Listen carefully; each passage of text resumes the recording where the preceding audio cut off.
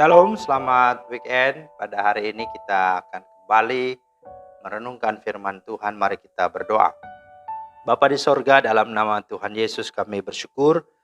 Kembali lagi kami sudah ada di hari weekend ini bersama dengan umat-Mu. Kami akan bersama-sama belajar lagi firman-Mu. Mari ya Roh Kudus, beri kami hikmat pengertian supaya kami mengerti dan menghidupi firman-Mu. Dalam nama Tuhan Yesus. Amin. Bapak Ibu, firman Tuhan kita terambil di dalam Mazmur 128 ayat 1. Nyanyian ziarah, berbahagialah setiap orang yang takut akan Tuhan, yang hidup menurut jalan yang ditunjukkannya. Itulah firman Tuhan yang menjadi dasar renungan kita pada hari ini. Nah, tema kita adalah berkat dalam keluarga. Saudara, tiap orang pasti ingin memiliki keluarga berbahagia dan diberkati, yaitu keluarga yang hidupnya berkecukupan, saling mengasihi, sehat, sukses dalam pekerjaan, anak-anak pun sukses, berprestasi, cerdas, serta memiliki masa depan gilang gemilang. Itulah impian dan dambaan semua orang, baik orang Kristen maupun yang bukan Kristen. Nah, tetapi kenyataannya tidaklah semua orang dapat meraih hal yang disebutkan tadi. Ada keluarga yang hidupnya selalu kekurangan, tetapi mereka harmoni, bahagia. Sementara ada juga keluarga yang kaya raya, dipenuhi dengan segala sarana, fasilitas, tapi kenyataannya tidak bahagia. Anggota keluarganya satu dengan yang lain saling membenci. Ayah mengutuk anak-anaknya, istri merendahkan suaminya, anak-anaknya tidak menghormati orang tua, bahkan terlibat dalam narkoba. Bahkan ada juga keluarga yang bercerai.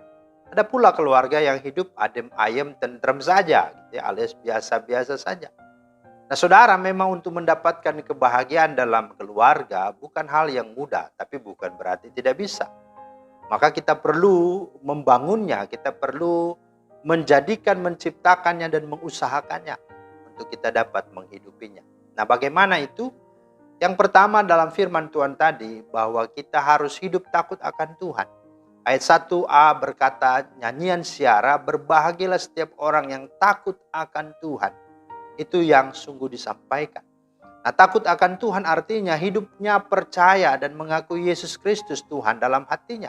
Hidupnya menyembah dan beribadah hanya kepada Tuhan. Dengan total, dengan loyal. Dan sebagai penerapan hidup takut akan Tuhan, buahnya, tandanya, cirinya adalah dalam rumah tangga. Bagaimana dia memperlakukan pasangannya dengan baik, dengan hormat, dengan penuh kasih sayang, dengan kejujuran, dengan ketulusan. Selalu mau berbagi dan banyak-banyak lagi hal yang lain. Dan semua itu dilakukan dengan benar, bukan dengan seenaknya, semaunya, dan semena-mena.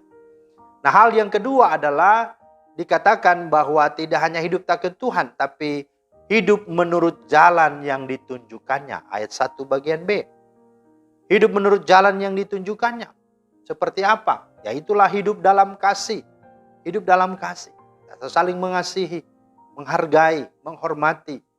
Mari kita sungguh-sungguh saling menerima satu dengan yang lainnya. Yang kemudian dikatakan hidup dalam kebenaran. Hidup dalam firman Tuhan. Hidup dalam segala perintah dan ketetapan-ketetapan Tuhan. Dan yang ketiga, hidup dalam kekudusan. Mari kita menghargai pernikahan, menghormati pernikahan. Kita betul-betul memandang bukan hanya kepada suami dan istri, tetapi kepada Tuhan yang sudah memberkati kita. Dan ingat bahwa rumah tangga keluarga merupakan tipos dan lambang dari gerejanya atau dari mempelainya, di mana Kristus adalah kepala dan jemaatnya adalah tubuhnya. Maka kita harus menyadari akan pemahaman dan juga pandangan yang demikian. Yang kedua dikatakan bahwa berkat Tuhan ya dalam rumah tangga, sebagaimana firman Tuhan katakan itu di sini pada akhirnya akan kita miliki, akan kita peroleh. Yang pertama adalah kita akan berbahagia dan akan baik keadaan kita. Dalam ayat yang dikatakan ayat 2, apabila engkau memakan hasil jerih payah tanganmu, berbahagialah engkau dan baiklah keadaanmu, engkau akan menikmati hasil jerih payahmu. Nah, berbahagia dan keadaannya pun baik.